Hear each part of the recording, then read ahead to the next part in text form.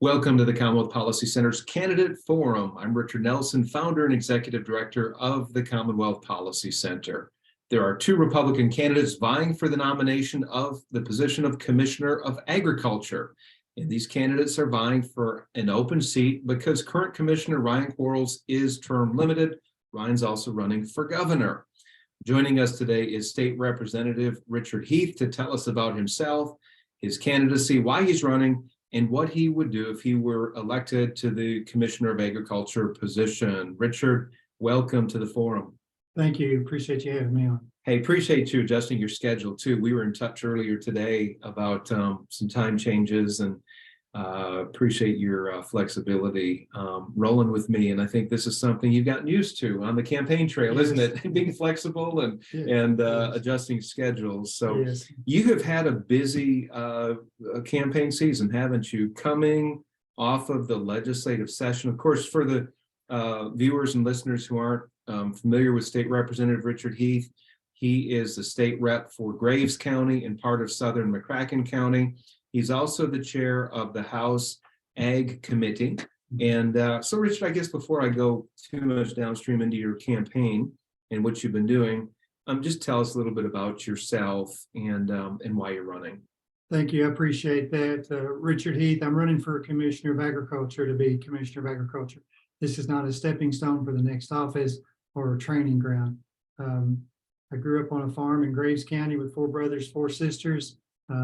Number 8 out of the 9 kids. We, after graduating high school, I raised corn, soybeans, wheat, and tobacco, put myself through college at Murray State University, and earned a master's degree in agriculture from Murray State. Upon graduating from college, there was an opening at the Graves County Co-op store that I applied for, and I became a manager of that store. So I transitioned from the farming side of agriculture to the ag business side, and there's where I learned things like accounts payable, accounts receivable, how to prepare a budget for a multi-million-dollar company, work with employees, board members. It's a very valuable training, those 15 years I spent there. And then in 2000, I bought my oldest brother's barn building business that I still own today. So farm background, ag business background, small business owner. And when you think about the Department of Agriculture, it is a business, approximately 200 employees, $86 million budget. And I bring the expertise to the table to run that business. Very good. And of course, coming from Mayfield, Graves County, I consider that the breadbasket of Kentucky's ag community, ag production. You're in the purchase area, far west Kentucky, where people in the rest of the state forget there's a real West Kentucky, right? Correct. They think of West Kentucky as being Elizabethtown, maybe. Yeah. But you are in really prime agriculture land. I'm very familiar with it. My old stomping grounds were Trigg County, which is again the breadbasket, I think. Do you think that helps you in your campaign for ag commissioner?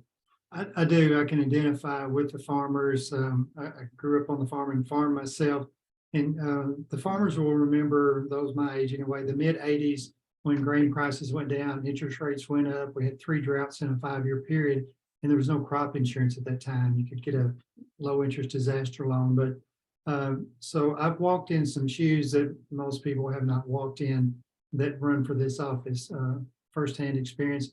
Western Kentucky is, I refer to it as the flatlands of Western Kentucky after campaigning statewide, seeing Eastern Kentucky. It's beautiful mountains. I love it over there. But for farming, Western Kentucky has an advantage. And growing up there, I feel like I understand it from the tractor seat to the boardroom seat.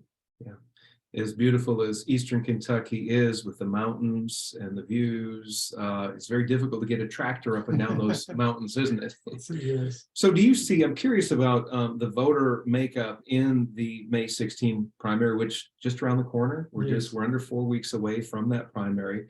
Do you see West Kentucky farmers and the West Kentucky farming community coming out in larger numbers than maybe in other parts of the state, because ag is such an important part of the industry there?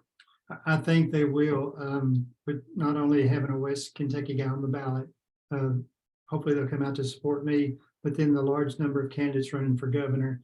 I'm anticipating a good turnout for the primary because there are so many decisions to be made. We have such a strong Republican lineup from the governor's office all the way to the ag commissioner, and there's plenty of people to vote for and some really important decisions to be made May 16th. Yeah, very good. You mentioned turnout. You're expecting a good turnout. What are the numbers that you've heard as far as the projected voter turnout? And these are just kind of off the cuff numbers as we're campaign the circuit and different ones comment, and 25 to 30% unfortunately is considered a good turnout for a primary. Yeah, I'm hoping for 30. Right. So we both wish that we had larger turnout, because voter turnout indicates voter concern, voter participation in the government, and those who represent us in government. And by the way, just a parenthetical note, this is our government. If you, as a viewer and listener, think that politicians don't listen or that your vote doesn't matter, please think again, because as citizens of the Commonwealth of Kentucky, this is our government. The candidates like State Representative Heath, who's running for Commissioner of Agriculture, they're simply putting themselves out there. And this is our opportunity to share our perspective, to talk to them while they're on the campaign trail. I know you've been traveling the state and getting to know people, speaking to different groups. But again, this is our chance as voters to participate as well. So don't underestimate your vote or your opinions when it comes to interacting with the candidates, because your opinions and your perspective does matter. I'd like to give you an example, if you don't mind. Many people remember that Ryan Quarles and I both ran for this office in 2015, and we had a really close primary. I got 91,200 votes. He got 92,600 votes. So when you crunch the numbers, about 0.75% on a statewide race. If you remember, James Comer lost by 83 votes in 2015. So I'll just use Graves County, my county. In 2015, we had approximately 6,000 registered Republicans that could vote in the primary. 1,100 voted. There was plenty of people that could have went to the polls and voted to get me across the finish line, James Comer across the finish line. And I wonder how much different our state would be today had things turned out different. So yes, voting does matter. Coming out, if it means parking the tractor for an hour to run the town and vote and come back, there'll be early voting on Thursday, Friday, and Saturday before the Tuesday primary, and then Tuesday wraps it up. So there's opportunities to come out and vote, and please do that.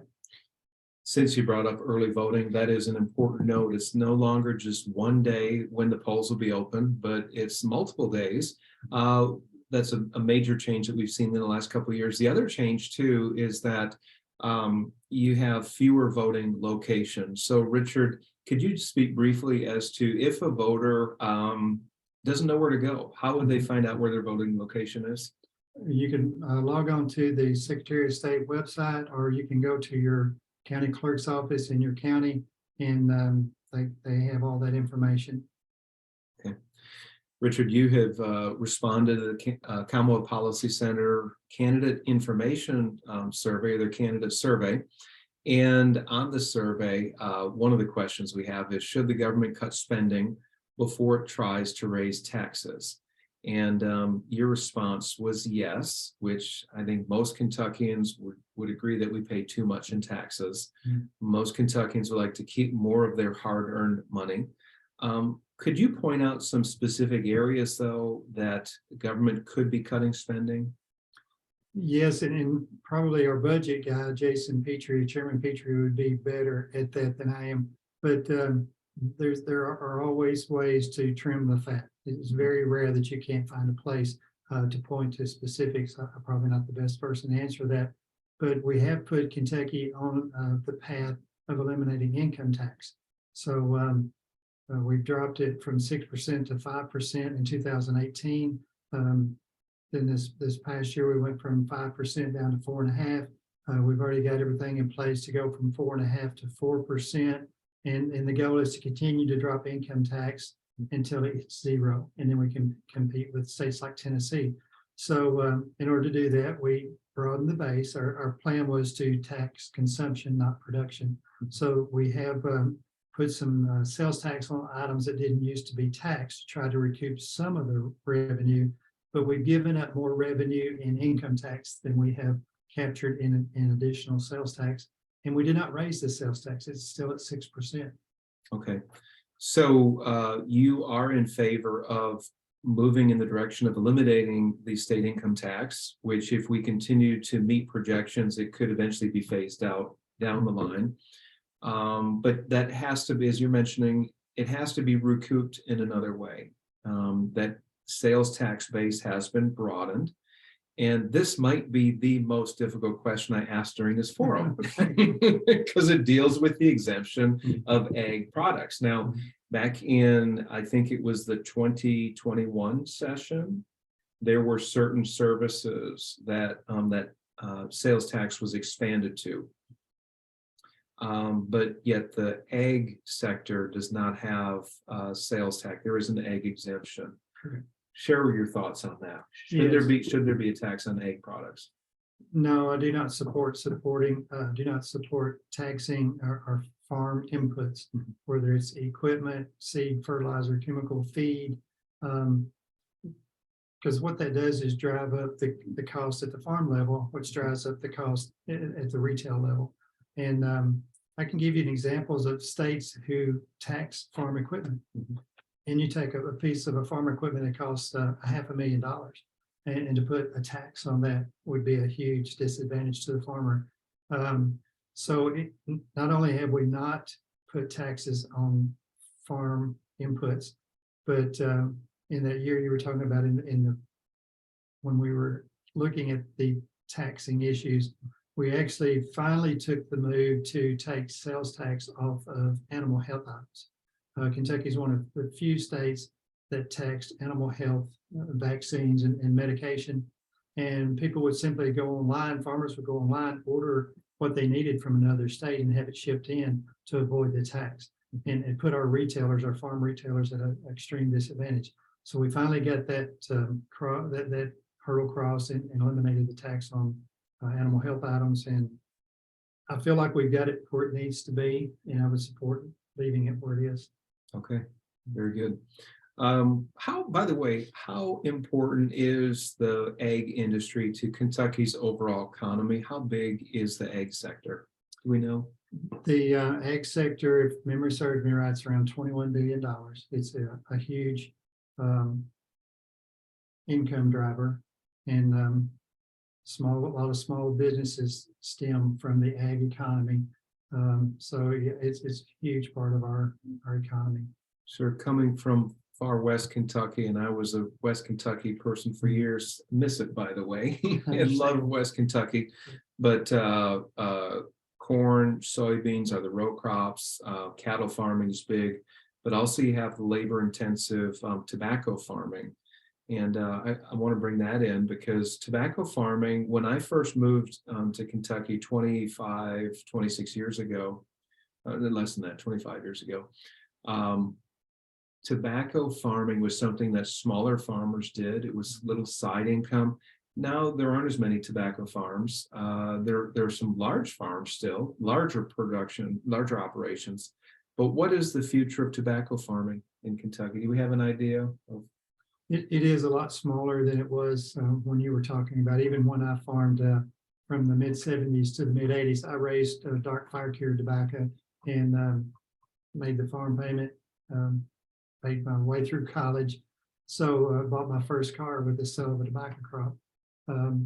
Yeah, the number of farmers have dropped tremendously. Even the total dollars sales of tobacco is small in comparison to what it used to be. It used to be one of our leading cash crops, and now it falls into a much smaller category.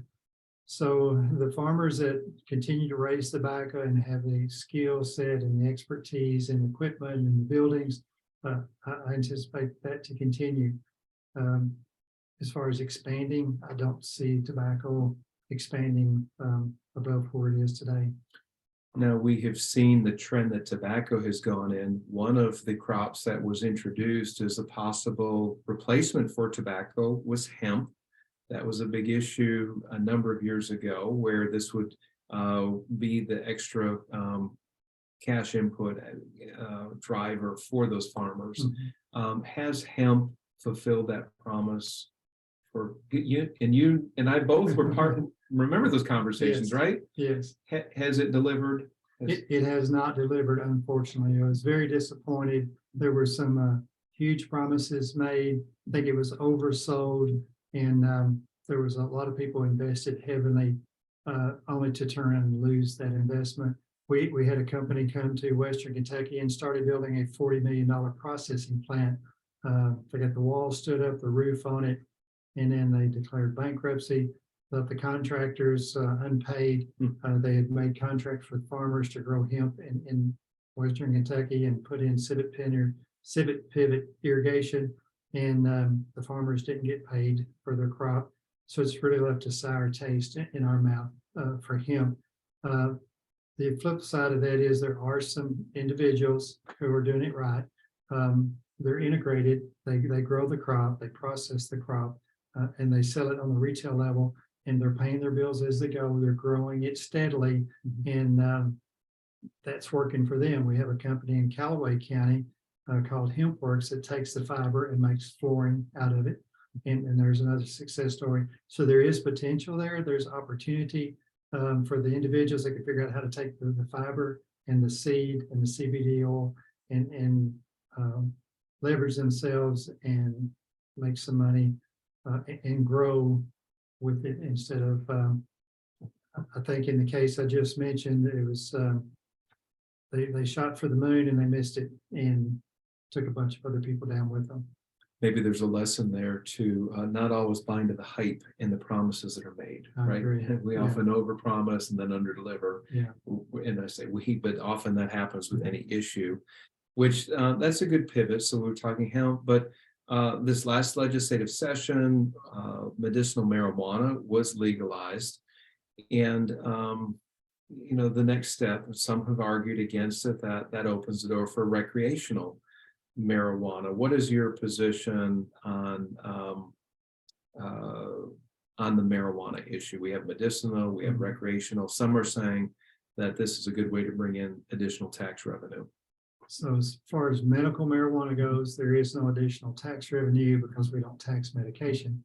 I'm in a unique position where I had in 2020, the first medical marijuana bill that passed the House.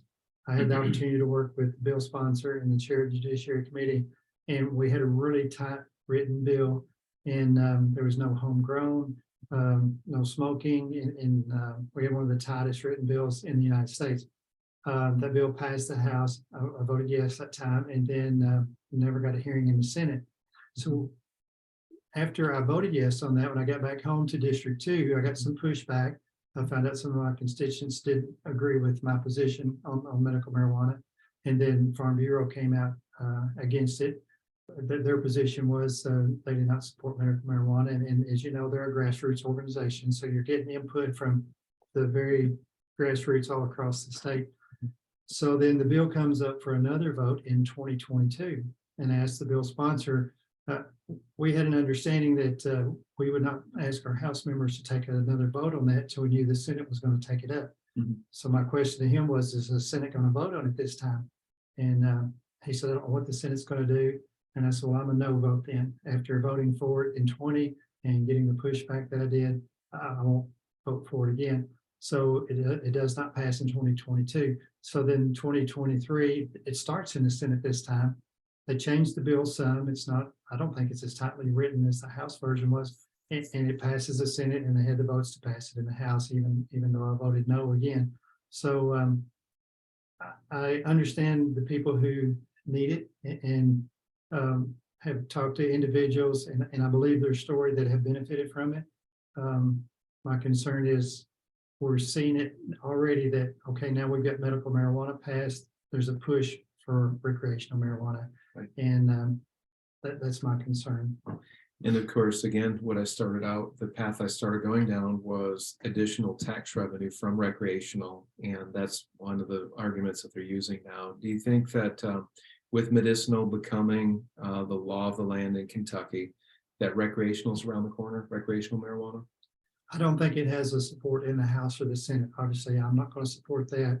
And I think if you go and talk to the individuals that voted for medical marijuana, they'll be real quick to say they do not support recreational marijuana. And as long as we can hold that line, we'll be fine. Now, what happens as time goes on and the makeup of the House and the Senate change? Some of us guys don't run for re-election, and a new generation comes on. Who knows what they'll do? I can say this, I travel, been to a number of cities across the country in the last year, and some cities have it where they decriminalized it, and it is recreational. They are taxing it through at the dispensaries, and it's widely used. I was in Washington, D.C. just the other week. I've been in Seattle, Washington, major cities that people are smoking on the street, and it's not regulated. And it's kind of a wake-up call, Richard. Yes. It's a different culture than what I'm used to. And I would argue that it's not for the better. I agree. Either. And I think if you talk to business owners in those states that have recreational marijuana, they will share with you the problems it causes in the workplace, getting people to show up for work, getting people to be in the frame of mind to work when they do show up. And I don't see the benefit for recreational marijuana. Good. You introduced a bill this last legislative session, again, as a state representative and as chair of the House Agriculture Committee. The bill protected Kentucky farmland from foreign interests that are hostile to U.S. national security. Can you speak more? Sure. House Bill 500 would prohibit countries like China, Cuba, Venezuela, and other countries that are hostile to the U.S. from purchasing Kentucky farmland. So the bill passes the House, makes its way over to the Senate, is referred to the Senate Agriculture Committee, receives 2 readings, and then we break for the governor's veto period. We come back with 2 days left to override vetoes and pass a few more bills. And I thought, well, we'll give it, the committee hearing and the 3rd reading, and we'll get it passed in the Senate, but we just ran out of time for whatever reason. So we'll revisit that over the interim. There was a concern raised, I think, in the Senate caucus about possible unintended consequences. I'm not sure what those are. We'll look into that closer. I know 14 other states from Maine to California have passed similar legislation, and I will continue to work on that over the interim. 2024 rolls around, whether I'm Commissioner of Agriculture or whether I stay on as representative and chair of the House Ag Committee, I will still champion that bill and try to get that across the finish line. We don't want China buying farmland next to our Army bases in Kentucky. Right. Is that an issue? Have Chinese businesses or front groups been looking at land in Kentucky? I can't say if they have or they haven't. I don't have firsthand knowledge. I do know they tried to buy land in Texas and North Dakota next to the Air Force bases, and the government stepped in and put a stop to that. So this was a preemptive strike. Let's just go on record as saying Kentucky does not support foreign countries from owning Kentucky farmland that are hostile to Kentucky or to the U.S. There are foreign countries that we consider our allies and our friends, and this bill doesn't affect them. So we're just trying to protect our infrastructure and our farms. Richard, we often hear of the term food security, and there's a significant number of Kentuckians that are considered food insecure. What would you do in your capacity as Commissioner of Agriculture to promote or to work towards food security towards the rest of the residents of the Commonwealth? That's a good question. Commissioner Quarles has done a good job of bringing attention to the food insecurity with Feed the Hungry program, and I would continue to work with him. I've had conversations with individuals who are involved in that on a day-to-day basis. They already have some ideas on how we can build on that and expand it. And if I become the Commissioner of Agriculture, I want to have those conversations with those individuals and get their input and their ideas on how we can take it to the next level. Very good. Kentucky Proud is something that the Commissioner of Agriculture office has been promoting. This is where there's Kentucky grown products and where it's actually brought to the retail level as well. What would you do to continue to promote Kentucky Proud if you were elected to this position? Another successful program that has started even before the Comer administration, when he was commissioner. Quarles has continued to prop that up and support it. And I want to continue to build on the success that they've started. The program in my mind is very successful. It has a place, and we need to continue to promote it. And again, go to the individuals that work in that field every day and get their expertise on what we need to do to take it to the next level. So what would you do? So you're the champion, this position, Commissioner of Agriculture is the champion for the ag community, but you're also a spokesperson in a sense. You're the figurehead and you're managing a department that has some 200 employees like you managed, that you mentioned. But as the spokesperson or as that figurehead, what would you do to promote Kentucky ag products? And by that, I mean, what kind of relationships would you work on? What kind of events would you be involved with? Have you given thought to that? How would you be the biggest cheerleader and to bring attention to Right. Kentucky's ag products and ag community? Yeah, and I appreciate that. Obviously, we're known for our horses and our bourbon and Kentucky Fried Chicken, and there's no reason we can't work on other items that we could have that same recognition on. I would think our farmers markets are a huge player in that area. It brings the farmer and the retailer together, the city folk. Roadside markets, the farm to table. I know the Kentucky Soybean Association worked with the cattlemen, Kentucky Cattlemen's, and they have a meet me at the table, MEAT, a play on words. And there's just in the Department of Agriculture, there's they have trailers that they go to schools and like a traveling classroom to educate the kids on where their food comes from. Well, those kids grow up to be adults. So yeah, continue with the programs that are already in place. Work with the people that are out there, men and women with boots on the ground who work that every day, and find out what we can do to improve on that and build on it. Very good. A few years ago in the state legislature, there was a bill proposed that would prevent the use of food stamps towards unhealthy food and drink, sugary drinks, junk food, essentially. And this stemmed from a couple things. One is Kentucky, in many regards, is an unhealthy state. As a people, we're overweight. The rates of diabetes is very high. Childhood obesity is very high. And this was one way to address that. But then also the other aspect too was to ensure that food stamps are actually being used to nurture and keep people healthy, to feed them and keep them healthy. Right. What are your thoughts about food stamps being restricted from being used for unhealthy food and drink? I support that. We had a bill, and I don't remember the year, that addressed that issue.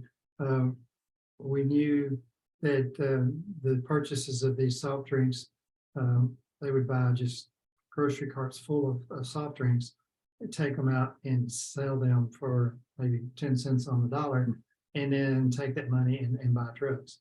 And I heard on the Fox News just yesterday where some cities are facing issues with people who are on drugs will go in and receive a free bottle of water, go out in the parking lot, pour the water out, go back in and get a 10-cent return for bringing the bottle in and recycling the bottle. So they weren't interested in getting a drink of water. They just wanted the 10 cents. And we got to close those loopholes. We got to find a way to make sure that the money is used for what it was intended to use. And that was the purpose of the legislation, to try to rein that in. Time will tell if we've done enough or if we need to take another step. But I want to help people who need help. I want to feed people who are hungry. I just don't want to give drug addicts another way to come up with cash to buy their drugs at taxpayer expense. Very good. Richard, we are running out of time here. I'm curious as to, if you're elected to the Commissioner of Agriculture position, what kind of people would you surround yourself with? What kind of advisors or top-level staff would you have working for you? And when I say kind of people, I'm talking about character traits, values. What are you looking for in the kind of people who you'd have in your office? Yeah, I appreciate that. I want people who are honest and hardworking, individuals that are going to show up for work and give an honest day's work for an honest day pay. An individual that will tell me what I need to know, what I need to hear, without worried about if they're concerned I like that or not. I'm looking for individuals with experience, that bring something to the table that they can point to is I have some expertise in this field. So there's definitely a need. I'll need to bring a staff in to help me run that 200 people business. But at the same time, I'm going to look internally at the people who are already there, the individuals that have worked there long enough that they know what's going on. And I think there's a huge advantage to tapping the resources that are already inside the Department of Agriculture first. Very good. We're out of time. Why don't you tell the voters, look into the camera, and tell them why they should vote for you on May the 16th. So again, Richard Heath, running for Commissioner of Agriculture to be Commissioner of Agriculture. This is not a stepping stone to the next office.